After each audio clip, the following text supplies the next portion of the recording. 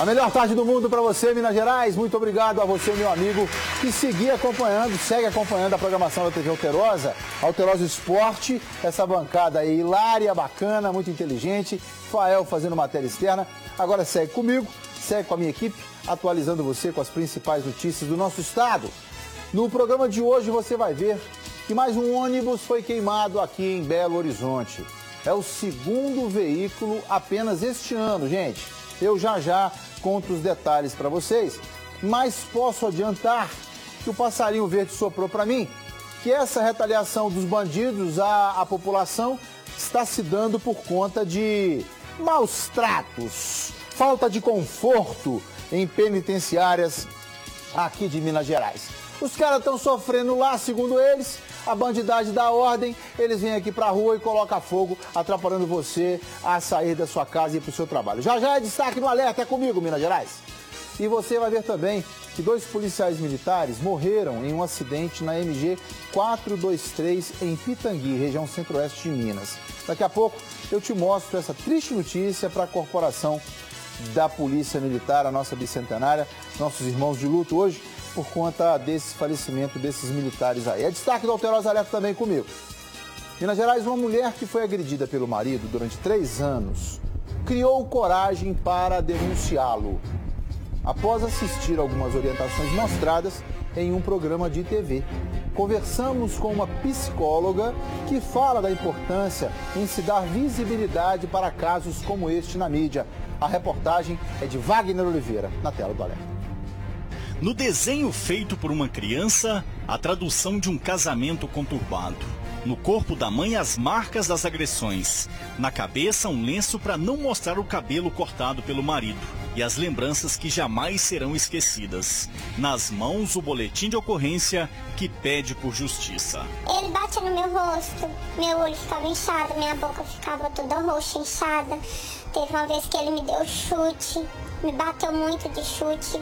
Entendeu? Até chegar no ponto que chegou agora. Geralmente era por ciúmes.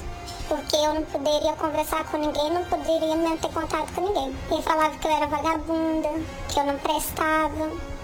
Todos esses tipos de palavras, sabe? Olha, eu tentava manter a calma por conta dos meus filhos, que é o que mais me interessa. Entendeu? É meus filhos. A minha menina às vezes até comenta, sabe? Mas eu tento tirar o foco dela disso. Quantas e quantas vezes ela já mandou eu sair fora do pai dela? Foram 3 anos de agressões. A coragem para denunciar surgiu após assistir a opinião de uma psicóloga do programa Casos de Família do SBT. Eu fui vendo a psicóloga falando que homem dessa forma não vai mudar nunca. E foi aonde eu fui acordando para a vida e vi que não tem mudança. Na última agressão, a vítima foi amarrada na cama pelo marido, que cortou os cabelos da esposa. Mesmo que pareça ser tarde, é importante acionar a polícia. São raros os casos que na primeira agressão a vítima nos procura.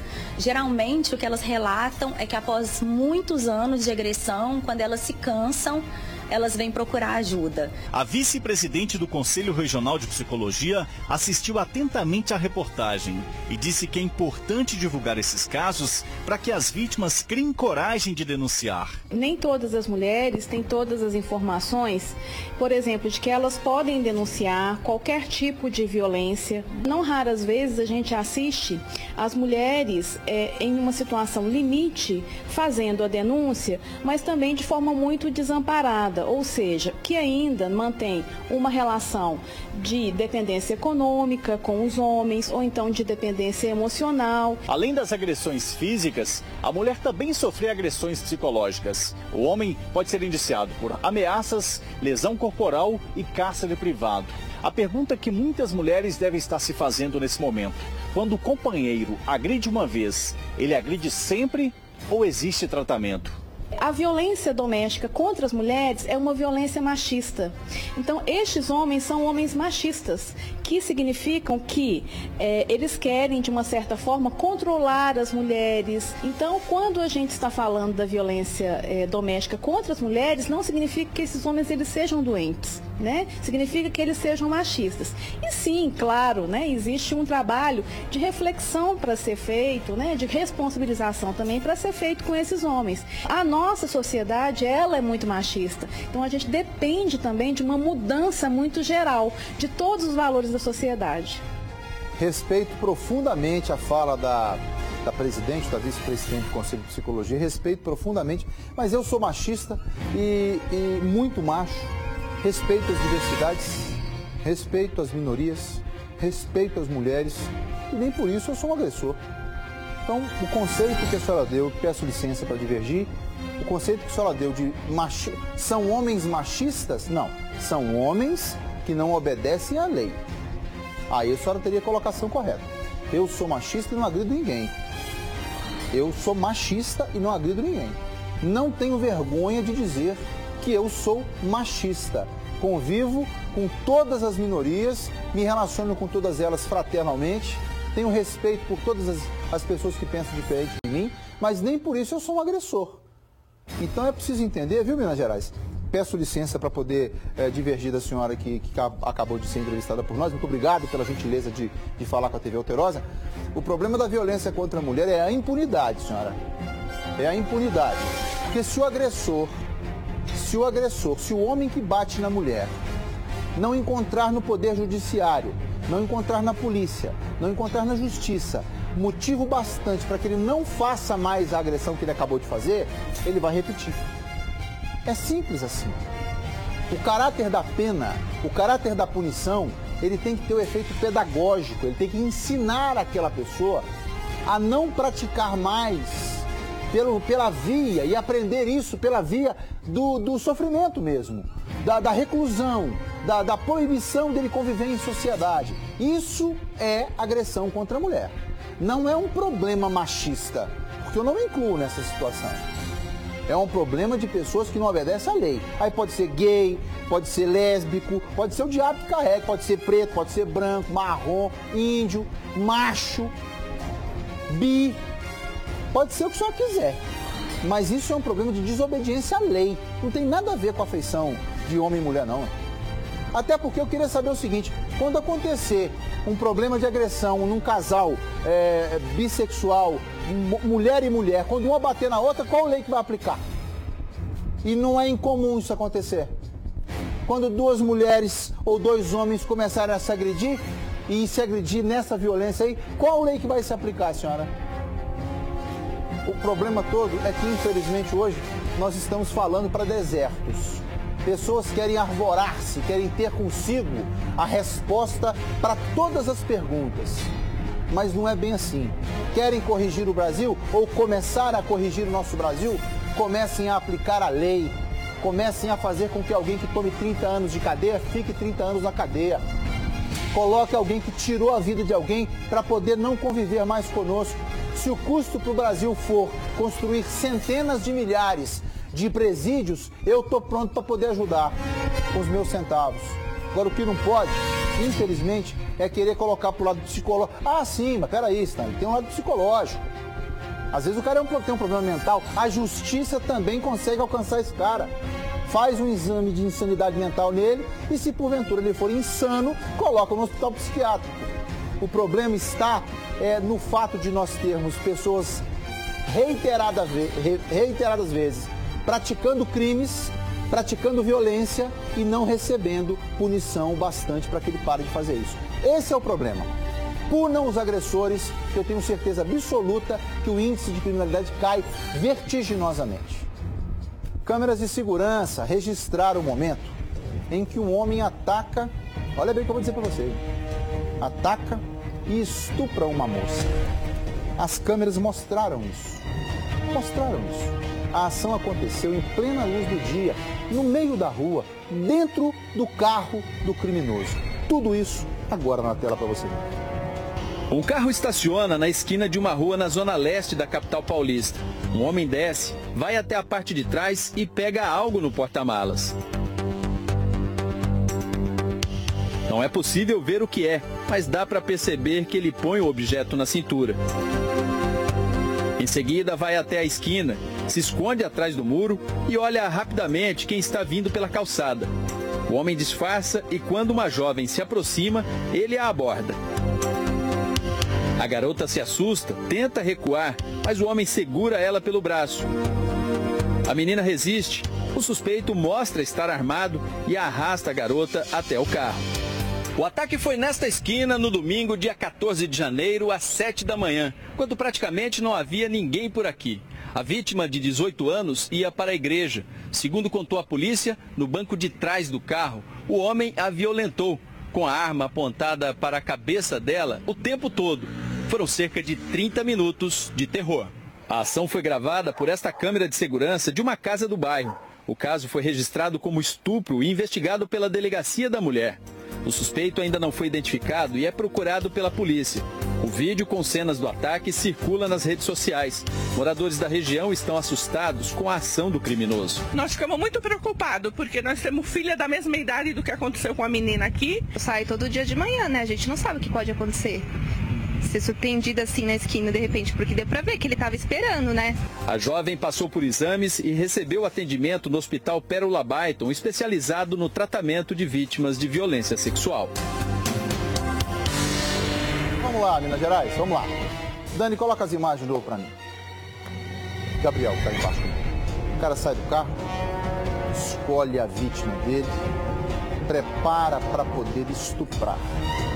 Essas imagens é de um estupro em plena luz do dia, aqui no Brasil. Tenho certeza absoluta que se nós formos procurar aí nos nossos arquivos, veremos. Ele espera, ele espreita, ele sabe que a favor dele está a lei, ele sabe que a favor dele está os advogados de plantão nas portas das cadeias, esperando para poder pegar casos como esse. Ele sabe que nós da imprensa vamos, se porventura vier a ser preso, irmos para a porta da delegacia para poder pegar uma entrevista com ele. Ele sabe de tudo isso. Ele sabe que a favor dele tem a grande maioria daqueles que acham que homens como esse, monstros como esse, precisam ter direitos. Eu acho que ele precisa, eu defendo que ele tenha um direito sim. Direito a uma morte rápida, direito a ser julgado por um tribunal. Porque eu fico me perguntando, Minas Gerais, é uma criança. Ele arrasta ela à força para dentro do carro, de dia, de forma absolutamente covarde, monstruosa. E se nós o entregarmos à justiça, minerada, se nós o entregarmos à justiça, ele vai ter direito às prerrogativas, ele vai ter direito ao atendimento de um advogado público. Ele pratica um crime hediondo e todos nós sabemos que o estupro é um crime hediondo. Ele pratica um crime hediondo e vai ter direitos, Minas Gerais. É contra isso que cada um de nós temos que lutar. Eu explico por quê. Eu tenho familiares, lindas, meninas, lindas, sobrinhos maravilhosos, filhos de amigas e amigos meus, que poderiam estar passando por esse momento que eu vou colocar de novo para você, Gabi. Por que eu estou fazendo isso? Para você ver o tamanho do agressor, o tamanho da vítima, o desespero que ela está passando. E você está me assistindo agora em casa, minha gente. Vocês estão me assistindo agora? São pais como eu, são mães como a minha família, né? Por que não dizer, cada um de nós que está aqui na TV Alterosa agora, está pasmo de ver uma imagem como essa. Sabe por quê, Minas Gerais? Porque esse cara vai ter direitos. E além disso, ele vai ter defensores legislativos que irão lutar para defender os direitos dele, desse monstro aí. Enquanto isso, os nossos filhos, as nossas filhas, os nossos familiares seguem sendo estuprados pelas ruas desse país. E o que nos resta depois é tomar um coquetel anti-AIDS, encaminhar para um psicólogo e 2 meses depois seja o que Deus quiser na vida dessa criança, dessa menina aí. Pergunto eu para você, responda você, não tem ninguém te ouvindo. Pergunto eu para você, esse cara merece viver, menino? Ele não está pegando para socorrer ela, não. Mais uma vezinha, Gabi. Ele está pegando para poder estuprar, machucar sexualmente essa menina. o pavor dos minutos pelos quais ela está passando, né? Ele é absolutamente maior do que ela, brutalmente maior do que ela. E aí, vem aqui que eu vou te estuprar. E aí vocês querem dizer pra mim que esse cara precisa ter um julgamento justo? O único julgamento justo que ele tem, do ponto de vista meu, exclusivamente meu, é quando ele for preso e eu peço que prendam. E se por acaso ele estiver vivo no momento da prisão, que eu não faço questão nenhuma disso, mas se ele estiver vivo, por favor, coloquem na cela e digam para as pessoas da cela o que ele fez. Porque aí vão guardar cabo de vassoura no reto dele, vão colocar coisa na boca dele até inchar, para ver se dá certo. Essa é a lei que vocês, legisladores, suas excelências, estão permanecendo com ela aí. Os senhores senadores, os senhores deputados, os senhores governadores, com esse discurso mequetrefe, esse discurso ordinário, esse discurso tão vagabundo quanto esse cara aí. Esses são os senhores, volta a imagem, são os senhores que estão estuprando essa menina no exato ponto em que deixam com que um homem desse continue sem punição. E uma punição severa. Cada um dos senhores e senhoras que não mudarem essa lei a ponto de deixar queimando no fogo do inferno um demônio como esse aí, são estupradores. Essa é a minha opinião. Essa é a minha opinião. Os que divergirem, por gentileza, as redes sociais estão aí para isso, democraticamente estão aí para isso. Mas me venham com argumento. Não venham com mimimi, não. Vem com argumento. Eu já falei. Para cada argumento que vocês me derem. Engraçado, fiquei sabendo de um negócio ontem em Minas Gerais. Vou contar para vocês. Um deputado aqui em Minas Gerais, que ele é defensor dos direitos humanos. Tem segurança. Ele anda com segurança. O cara não defende os bandidos? Tem que andar com segurança particular, privada. Particular não, paga por nós. Segurança.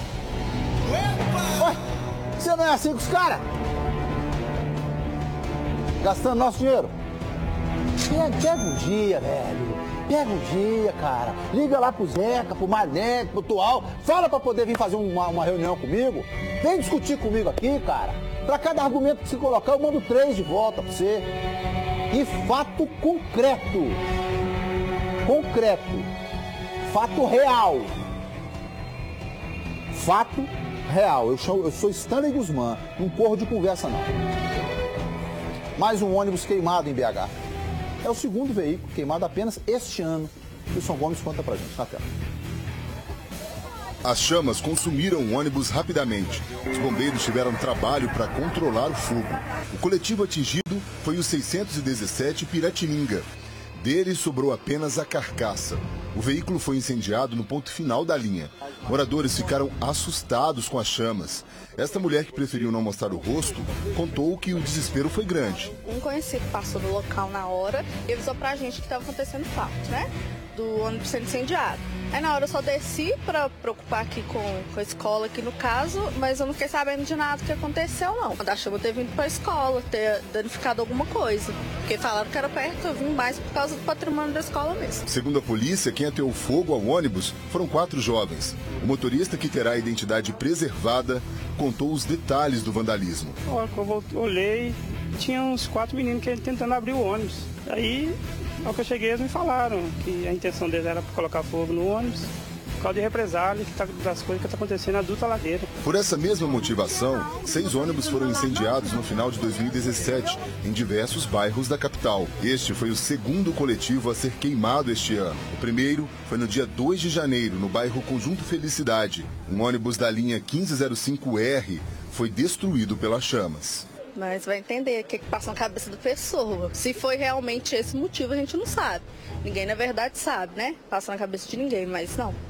Isso não justifica nada. A minha explicação para isso é a seguinte. Mimimi. Cadê, Thiago? Mimimi. Aí vai ouvir a autoridade policial. Aí vai ouvir a Secretaria de Defesa Social. É só assim, gente. Pega o cara... Sabe qual a punição para um cara desse? 5 a 6 anos de cadeia para destruir patrimônio alheio, patrimônio privado. Ficou bom negócio pros caras. Os manos lá na cadeia estão sofrendo retaliação. Os manos tão bom não, tá bom pra eles não. Então vamos meter fogo no 11. Oh, meu Deus do céu. Aí no dia seguinte, você que precisa entrar no ônibus com a sua marmita, né? Mais imagens de ônibus queimados por bandidos. Muitas vezes usam a figura desses adolescentes que vocês, canalhas, continuam insistindo em dizer que são adolescentes que estão à margem da política pública de segurança, estão à margem da política pública de inclusão social. Vocês são tão bandidos quanto eles. Os manutendores, os que esqueci o nome do diabo da palavra. Os que dão manutenção a essa ideia aí de garantir direitos a adolescentes. Eu falava semana passada aqui, meu time voltou para poder fazer direção de imagem. Agora tem um negócio de uma escola aí que não sei o que lá, que os meninos até 7 anos não sabem se é homem ou se é mulher, não. O cara não pode escolher se é homem ou se é mulher. Então, há 7 anos, se ele nasceu menino, ele pode escolher ser menina. Se nasceu menina, pode escolher ser menino, com 7 anos de idade. Com 17, 16, ele não pode tomar cadeia, não. Com 7 ele pode escolher ser macho ou fêmea e com 17 ele não pode tomar cadeia. O paizinho ordinário, administrado, boa parte, como diria Ricardo Carlini, administrado boa parte por ordinários. Essa que é a verdade. Você quer ver o negócio? Vou explicar a vocês como é que funciona aqui no país. O Ministério dos Transportes, Portos e Aviação Civil publicou na semana passada uma nova portaria proibindo os voos de grande porte no aeroporto da Pampulha, em BH. Mesmo com a decisão de suspender a reabertura do aeroporto da Pampulha para voos entre estados, a companhia Gol programou para hoje a aterrissagem às 8h30 da manhã do Boeing 737-700, que sairia de Congonhas, em São Paulo, para poder pousar aqui em Minas Gerais. Eu chamo agora ao vivo do aeroporto da Pampulha, meu querido amigo Rafael Martins. A melhor tarde do mundo para você, Rafael. Olá, Stanley, a melhor tarde do mundo para você também, para todos que nos acompanham aqui no Alterosa Alerta. Falamos ao vivo de dentro do saguão aqui no aeroporto da Pampulha e como vocês podem observar aqui atrás de mim, a movimentação praticamente inexiste, né? Não tem movimentação aqui agora nesse início de tarde no aeroporto da Pampulha, mas como você disse, Stanley, hoje faltavam 3 minutos para as 9 horas da manhã, quando a aeronave, um Boeing 737-700, da Gol Linhas Aéreas, fez o pouso aqui no aeroporto da Pampulha, um voo que veio de Congonhas, em São Paulo, na capital paulista, fez uma conexão em Juiz de Fora, na Zona da Mata, e depois pousou aqui em Belo Horizonte. E você disse muito bem, né? Essa foi uma estratégia usada pela companhia aérea, uma estratégia para poder driblar a portaria que foi lançada na quinta-feira, né, no dia 18, uma portaria do Ministério dos Transportes e também da Aviação Civil, uma portaria proibindo voos de grande porte. Trocando em miúdos, Stanley, vamos explicar para quem está nos assistindo, essa foi uma pedalada. A palavra é essa, uma pedalada da Gol, ou seja, uma forma que ela encontrou para driblar a portaria do Ministério dos Transportes. Então, a gente conclui o que, Stanley? Que aqui no país tudo se dá um jeitinho, é tudo muito fácil aqui e ninguém manda nada, manda quem pode, obedece quem tem juízo e a banda vai tocando assim. Rafael Martins, então é o seguinte, o voo ia ser São Paulo, Minas Gerais, mas não pode pousar na Pampulha. Aí a Gol vai dar uma cambota para Juiz de Fora. Isso. E aí a cambota de Juiz de Fora para cá já pode. Exato. Aí vocês estão achando ruim com os caras que põem fogo em ônibus, velho? É, para ser bem didático para quem está nos assistindo. É. De São Paulo para BH não pode. Pra Juiz de né? Fora De pode. São Paulo para BH não pode. Aí o que eu faço? Eu dou uma paradinha em Juiz de Fora. Aí eu aviso o seguinte, olha, eu não tô vindo de São Paulo não, eu tô vindo de Juiz de Fora. Entendeu? Aí fica tudo certo, para poder explicar de forma bem didática para quem está nos assistindo. Ó, o avião que vai pousar na Pampulha não é o de São Paulo, não. É o que vem de Juiz de Fora. Devia fazer uma escala no patrocínio do Muriaé. Juiz de Fora. É, isso aí. Fazer uma escalazinha no patrocínio do Muriaé, outra lá em... Como é que chama a sua cidade lá, Rafa? Como é que chama lá? Sua cidade lá? Ó, você pode pegar o seu jatinho lá em Eugenópolis. Posso. Você pode pegar o seu jatinho em Eugenópolis, aí você pode descer aqui. Mas... Lá em Alvarenga também pode, pessoal de Valadares, todo mundo pode. Mas se eu, entendeu? Se eu vier de São Paulo, aí já complica. Ô, gente, Rafa, eu vou precisar muito de você hoje que eu tô meio nervoso. Não pode não. É verdade. Eu vou precisar muito de você hoje que eu tô meio nervoso, mas daqui a pouquinho eu chamo o Rafael de novo aí. A ANAC. Não, volta com o Rafa. Ô, Rafa, tem um delay aí, gente. Você tá azedo hoje, viu? Você tá azedo. Não tô bom, não tô vermelho igual um pimentão, como diria a mamãe. Vou falar. A ANAC. A ANAC, a mesma que vetou o voo de Congonhas para BH, autorizou de Juiz de Fora para BH com o mesmo avião. Com o mesmo avião. Ô, Rafael, tem uma frase para isso. Rafael, tem uma frase para isso.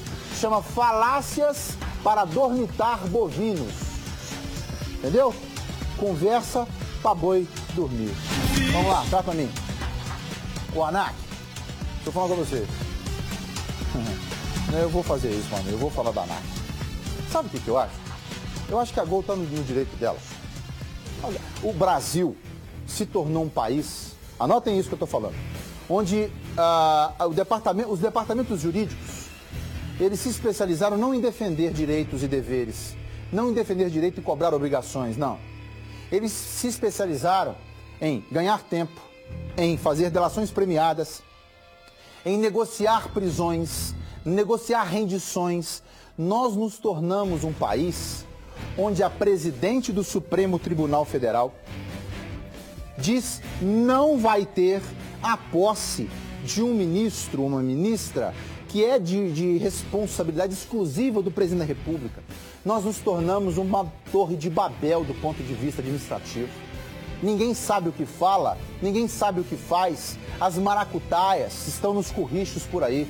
As tretas, as armações, elas vão aparecer agora, em março, onde inimigos fatais, inimigos viscerais, vão se unir novamente de frente da televisão para vocês, dizendo que juntos querem o melhor para o Brasil. Inimigos que vieram se matando até agora, jogando no ralo todas as sua história, vão se abraçar na propaganda eleitoral, dizendo para você e para mim, estamos acima das nossas posições, o nosso interesse é o interesse público. Então o senhor Fernando Collor de Mello é candidato, é pré-candidato a presidente da República. O senhor Fernando Collor de Mello. Amanhã, depois de amanhã, julgamento do senhor Lula. Em Curitiba, se for condenado, não pode concorrer. Mas esperem, ainda tem cenas dos próximos capítulos. A certeza é que eu vou estar aqui.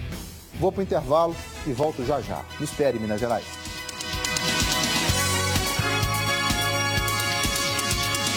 O estado é todo nosso, o estado é todo TV Alterosa. Muito obrigado pela companhia, muito obrigado pela audiência. As nossas praças que estavam acompanhando o Alterosa Esporte, agora segue comigo, segue com a minha equipe, atualizando você com as principais notícias do estado. Lamentavelmente, eu trago para vocês a notícia de que 2 policiais militares morreram em um acidente na MG 423 em Pitangui, na região centro-oeste de Minas. Acompanhe comigo. O velório dos policiais militares foi na quadra do 23º Batalhão da Polícia Militar em Divinópolis. Os corpos foram levados no caminhão do Corpo de Bombeiros. No cemitério, colegas de trabalho fizeram a guarda fúnebre. São militares aí com 25 e 26 anos de serviço, prestes a poder, ir para a reserva altiva, mas não tiveram esse poder, na verdade, ter chegado nesse momento. Infelizmente, um acidente trágico, uma perda inestimável não só para a família do policial militar, mas para a família policial militar. Os sargentos Claudinei Fiuza Diniz, de 45 anos, e Luciano Sérgio Ferreira, de 46, morreram em um acidente na MG 423 em Pitangui. Estavam descendo a MG 423 e próximo aqui à entrada da siderúrgica Sideral, a informação que uma moto em sentido contrário, teria entrado na contramão da direção, e o que ocasionou o acidente aí, tendo a viatura saído da pista e colidido com uma árvore. Com o impacto da batida, Sargento Fiuza, que dirigia a viatura, morreu na hora. Os sargentos Sérgio e Paulino e o cabo Camargos foram socorridos pelo grupo de resgate G3 e levados para a Santa Casa de Pitangui. Sargento Sérgio e cabo Camargos foram transferidos de helicóptero para o Hospital João 23, em Belo Horizonte. Sérgio não resistiu aos ferimentos e morreu no hospital. Nós temos outros 2 militares, que estão, não correm mais risco de vida. Um continua internado, mas sem risco, e o outro já foi liberado. Então, das 4 vidas, nós tivemos a perda de 12. É uma perda enorme para a 7ª Companhia Independente de Policiamento Especializado.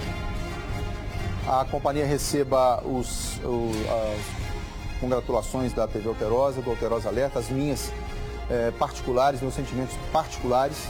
E é isso, Minas Gerais. Aquela frase que eu escuto sempre, escutei durante muito tempo na minha vida, de que papai saía para trabalhar, meu irmão saía para trabalhar, meu cunhado saía para trabalhar, agora meu sobrinho sai para trabalhar, e a gente entrega na mão de Deus. Porque a Polícia Militar está aí para poder prender bandido, mas bandido não está aí para poder mandar flores para a PM, não. É só tiro.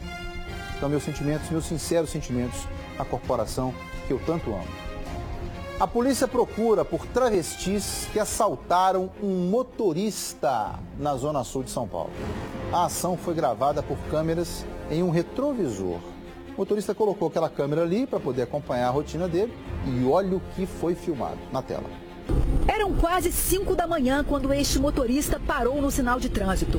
De repente, ele fala com alguém que está do lado de fora do carro.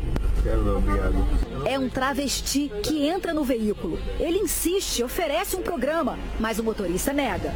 Eu não parei pra isso, eu parei por causa do farol. O travesti finge querer uma carona e chama um colega que senta no banco de trás e rende o motorista. Enquanto um faz a limpa, o outro segura a vítima pelo pescoço e faz ameaças. Irritados, vão embora. Dá para ouvir um barulho forte. Eles atiram objetos contra o veículo antes de fugir. Os travestis levaram o celular e a carteira do motorista com R$300. Segundo a polícia, eles não fazem ponto ali. São de outra região e foram para aquela avenida com a intenção de roubar. Não só aqui, como em outros locais que normalmente se tem pontos desses profissionais de sexo, eles já cometeram outros crimes. O motorista havia acabado de deixar a mãe neste posto de saúde e as portas do carro estavam destrancadas. O assalto foi numa avenida movimentada da Zona Sul de São Paulo, onde é comum a presença de travestis, também durante o dia. Esse tipo de assalto é comum. Aonde tem travesti, tem assalto. Com medo, muitos moradores estão deixando o bairro. A gente tem medo de entrar e sair de casa, né? O pessoal que mora aqui, o pessoal tá bem inseguro com relação ao bairro, né? Tem pouco policiamento. A ação dos bandidos foi gravada por um retrovisor com câmeras como esse. Com as imagens, a polícia tenta agora identificar os criminosos. Para poder tomar um tranco, põe as imagens dele de novo para mim, Gabriel. Para poder tomar um tranco na rua, para poder tomar um chega para lá na rua, o travesti é minoria, ele é parte fraquinha. Agora, para dar uma gravata no trabalhador, ele não é não, olha lá. Vai aparecer a cara do boêmio lá, quer ver? Ó, já. Para segurar o pescoço do trabalhador, enforcar, falar que vai meter a... Ah, esse aí, ó. Tá lá, o bração dele. Por que não vai capinar uma roça de café? Por que não vai capinar uma roça de café, parceiro? Por que não vai enfrentar aí um terreirão de um presídio para poder limpar? Mas não. Se colocar a mão num estrume desse aí, ó, tô falando dos outros, não. Tô falando de todos que fizerem o que esses aí fizeram. Pronto, acabou. Tá? Todos que fizerem o que esses aí estão fazendo. Todos. Esses estrumes aí, ó. Se chega para prender, ai, eu sou minoria! Não pode fazer isso comigo! É homofobia! Sinto o pau. Mas é o cacetete.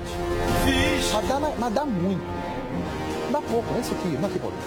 Esse aqui, quando eu digo centro pau, viu, policiário? É esse aqui, ó. Esse aqui. Mas dá na cabeça, porque o couro disso não presta também, não. O couro disso não presta, não. Porque pra mim, bandido... Olha o que eu vou dizer pra você. Pode até não concordar comigo. E eu respeito você não concordar. Mas bandido que assalta trabalhador não merece respirar. E não sou eu que estou dizendo isso, não. Guimarães Rosa disse isso no Grande Sertão Veredas. O ar que você respira tá me fazendo falta. Pra que um estrume desse vai receber direitos aqui no nosso país? Para assaltar R$300? Dinheiro do suor do um irmãozão nosso aqui, nosso filho Antônio Campos. Também trabalhando, correndo atrás, tomou coronhada pra cabeça fora. Porque tá trabalhando. Aí você chega para encostar num monte de nada desse aí. Eu sou minoria. Ai, Rede Globo, põe na novela. Põe na novela, Rede Globo, que estão lá na minoria. Vocês têm que pedir a Deus. Meu microfone até cai. Vocês têm que pedir a Deus para eu não aprumar num trem desse aí. Para eu não subir para riba de um negócio desse aí para comandar. Senão, vai ficar bom não. A forte chuva alagou as ruas e destruiu várias casas em Poços de Caldas, no sul de Minas. Famílias estão desalojadas e você acompanha agora a matéria. Ao todo, 11 casas do bairro foram atingidas com a forte chuva que caiu na cidade. Essas fotos mostram o estado em que ficaram as residências. Carros foram arrastados pela enxurrada. Alguns ficaram submersos. Moradores tiveram trabalho para limpar tanta sujeira. A mãe e a avó do Rafael tiveram que ser socorridas por vizinhos durante a chuva. Segundo ele, a água invadiu a casa e ficou na altura do peito delas. Olha, elas ficaram presas na parte da sala ali, porque a água entrou muito rápido, os móveis foram prendendo as portas, não conseguiram sair e ficaram com água na altura mais ou menos do peito, assim. Então foi bem desesperador, bem complicado. Bem, pessoal, o que a gente está vendo aqui realmente parece uma cena de filme, porque olha só, o muro que existia aqui nesse local acompanhava a altura da casa aqui, para vocês perceberem melhor. O que aconteceu? A água se acumulou aqui, aí o muro não aguentou e acabou cedendo. Então, com isso, tudo veio parar aqui dentro dessa casa. Pelinha, mostra aqui, olha, é janela, concretos, colchões, até um guarda-roupa ali na frente, olha só. A chuva trouxe tudo para cá e com isso muita água que acabou invadindo a casa da aposentada. Foi a voz de Deus, porque os vizinhos escutaram os gritos e puderam salvar ela, salvar a vida da minha avó e da minha mãe. Rafael, você está sobre os entulhos aqui, né? Pedaço de concreto realmente. Você imaginava que isso pudesse acontecer aqui? Não. Não tem explicação? Não tem explicação, eu nunca vi nada parecido com isso, assim, um cenário desolador completamente. Então, as galerias não suportam. Não estão dando vazão, já é um problema, vamos dizer assim, recorrente. Eu espero que não volte a acontecer, né? Tem que ter uma solução. Não, com certeza, precisa ter uma solução já, imediata. Aconteceu esse ano. Deus nos livre, nos guarde de evitar que aconteça no ano que vem, mas é recorrente. É recorrente. A impressão que eu tenho é que se nós formos ouvir os prefeitos, de uma maneira geral, eles vão dar sempre a mesma desculpa. E eu quero colocar na conta dos moradores das cidades que sofreram com tudo isso, boa parte da responsabilidade, por exemplo, quando o assunto é a coleta de lixo. Vira e mexe, tem alguém jogando uma latinha de água sanitária no bueiro, jogando um papel, jogando uma sacola, e isso vai voltar para sua casa, né? Isso vai voltar para sua casa. Mas é preciso entender que nós estamos em janeiro. E olha que o março, aquela famosa enchente das goiabas, ainda está por vir aí, Minas Gerais. Então vamos nos preparar desde já, áreas de risco, cidades que têm histórico, locais onde é certo e certeiro a inundação. Por favor, tomem todas as precauções, porque se vocês não fizerem por vocês, moradores, habitantes, a municipalidade, as autoridades não farão não. Bandidos explodiram um caixa eletrônico de uma agência em Capitólio, no centro-oeste de Minas. Olha só. Segundo a PM, os bandidos explodiram o único caixa eletrônico do banco e levaram todo o dinheiro. O valor não foi divulgado. Os criminosos fugiram sentido a cidade de Guapé. Policiais foram à agência na hora do crime, mas perceberam que era uma quadrilha especializada em explosão de caixas, fortemente armada com fuzis. Por isso, voltaram para o local onde acontecia a festa de São Sebastião para reforçar o policiamento e manter a população em segurança.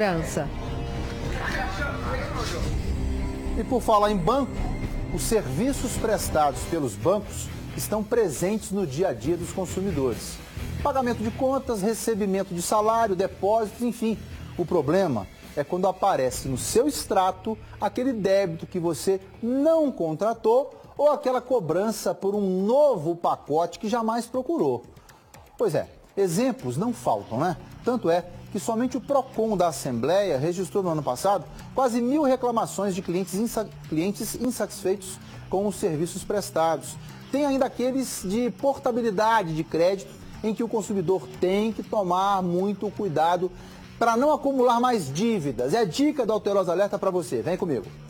Após vários cancelamentos do cheque especial incluído no pacote bancário de Diego, sem que ele tenha pedido autorizado, o publicitário tomou um susto. Ao retornar de uma temporada fora do Brasil, se deparou com um rombo na conta por ter ultrapassado o limite do serviço.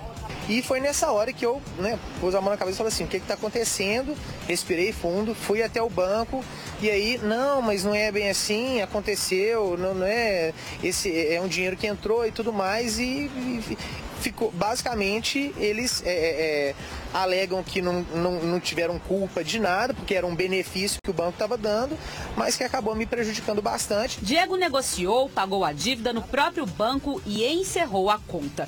Um caso comum, segundo o PROCON da Assembleia, que só no ano passado recebeu 900 reclamações sobre serviços bancários. As mais comuns são relacionadas a cartões de crédito, cheque especial e contas, poupança e corrente. Ainda de acordo com o órgão, também são crescentes as reclamações sobre altas prestações de dívidas bancárias, o que tem levado dúvidas também sobre um outro serviço mais recente, a chamada portabilidade de crédito, criada em 2014. Portabilidade de crédito é a possibilidade de um cliente que tem uma dívida, qualquer que seja, com um banco, transferir essa mesma dívida para um banco B. Ele precisa identificar o que é essa dívida, qual a sua taxa de juros, o número de parcelas pagas, o número de parcelas ainda pendentes e o valor total da dívida, pedir um extrato a esse banco e procurar o banco B para poder ver uma segunda opção para essa dívida. Segundo o Banco Central, de janeiro a dezembro do ano passado, o serviço alcançou quase 17 bilhões de reais no país, bem mais do que os 8 bilhões e meio de 2016. Mas é bom se informar. Por exemplo, é correto que o banco para onde se pediu a portabilidade torne obrigatória a abertura de uma conta corrente? Eles vão oferecer. Não é obrigatório o cliente que está migrando a dívida do banco A para o banco B aceitar essas coisas. Isso é chamado de venda casada, que é proibido por lei. É abusivo, sim, né? Solicitar que o cliente tenha uma outra conta corrente com taxas maiores. Então, conferir na hora da simulação se aquele crédito, né, e a simulação que eles estão ali detalhando, se tem já as tarifas e as taxas que eles vão cobrar desse banco, né, de destino. E se ele achar que foi lesado em algum ponto, ele pode ir até o PROCON, né, para verificar a questão mesmo dessas cláusulas abusivas, se tem alguma coisa a ser feita, ou então procurar um advogado. Precisa procurar mesmo, porque são bandidos que fazem esse sistema financeiro terrível aqui do Brasil.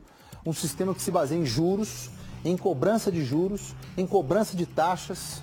Para você fazer um financiamento imobiliário, tem que comprar um segurinho encaixado aqui.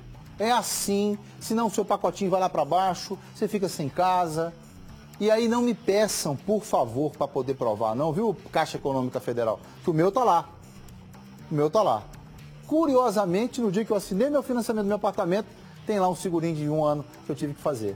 Reciprocidade. Né? Mais uma vez, eu chamo a atenção dos senhores pré-candidatos à presidência da República, que os senhores possam começar também a se manifestar do que fazer com o sistema financeiro nacional, o nosso circuito, o nosso ciclo de gangster que tomam conta aí dos nossos bancos privados, públicos e privados. Os públicos devem estar até prendendo, né? Está até prendendo, está até preso o seu Bendini aí, que foi para o Banco do Brasil, aquele mimimi todo.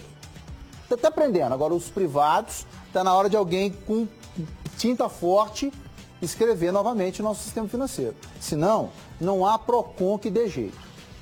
Um menino de 10 anos ficou gravemente ferido após um acidente sofrido enquanto brincava em um pula-pula instalado na esplanada do Mineirão aqui em BH. Um vendaval atingiu o local e levantou o brinquedo numa altura de mais de 10 metros. Wilson Gomes conta pra gente. O brinquedo ficava neste parque montado na esplanada do Mineirão desde novembro do ano passado. Era uma espécie de escorregador inflável gigante em formato de baleia, como aparece nesta foto. Segundo o pai da criança, era fim de tarde, quando o garotinho de apenas 10 anos pediu a ele para ir no brinquedo. E ele quis brincar nesse brinquedo lá e eu deixei. Por volta de uns 3, 4 minutos que ele estava nesse brinquedo, veio um vento muito forte e arremessou o brinquedo lá de cima. Guilherme caiu de uma altura de aproximadamente 10 metros. Segundo testemunhas, o brinquedo chegou a bater numa árvore antes de cair na calçada, em frente à bilheteria do estádio. Caiu no chão aqui, e na hora do desespero eu corri, fui o primeiro a chegar no local, ele já estava desacordado. O brinquedo não estava preso ao chão, coisa que eu achei que poderia estar. E na hora que bateu o vento tinha 3 brinquedos infláveis e ele foi o único que foi arremessado e aparentemente o mais pesado. Logo após o acidente, a criança foi encaminhada ao Hospital Odilon Berens, mas devido ao quadro clínico dela, teve que ser transferida às pressas para a UTI pediátrica do Hospital João 23. Segundo a família, Guilherme não precisou passar ainda por nenhuma cirurgia, mas chegou aqui com traumatismo craniano, sangramento no pulmão e ainda respira com a ajuda de aparelhos. E ele está aqui agora sendo monitorado, né, a cabeça, porque sofreu uma pressão. E fazendo drenagem nos pulmões também. E está aguardando mesmo a resposta dos medicamentos, que ele tem que permanecer inconsciente. A Minas Arena, concessionária que administra o Mineirão por meio de nota, lamentou o incidente. Disse que o parque é terceirizado e que a empresa tinha todos os documentos exigidos por lei para o funcionamento adequado. Informou ainda que vai prestar toda a ajuda à família. A direção do parque Funny Planet também se pronunciou por nota.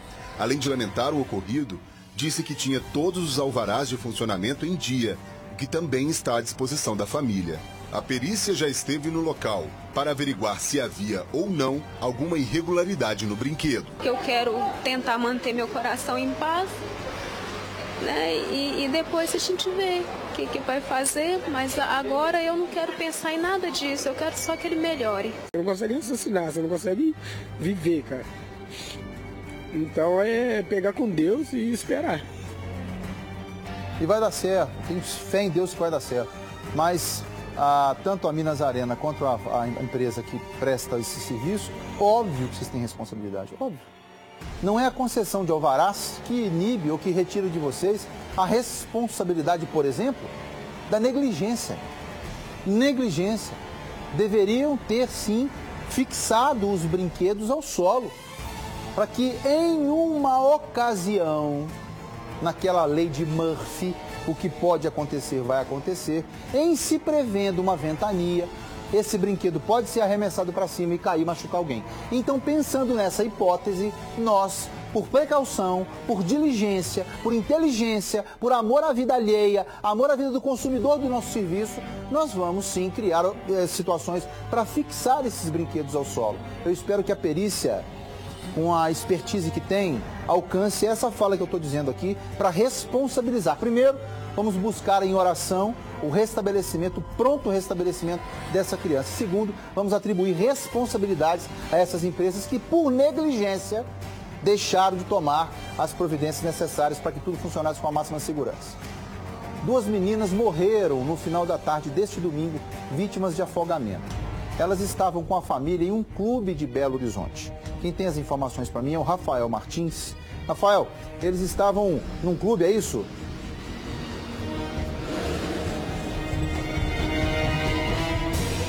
Stanley, esse clube localizado na rua Coimbra, número 135, no bairro Vista Alegre, região oeste da capital.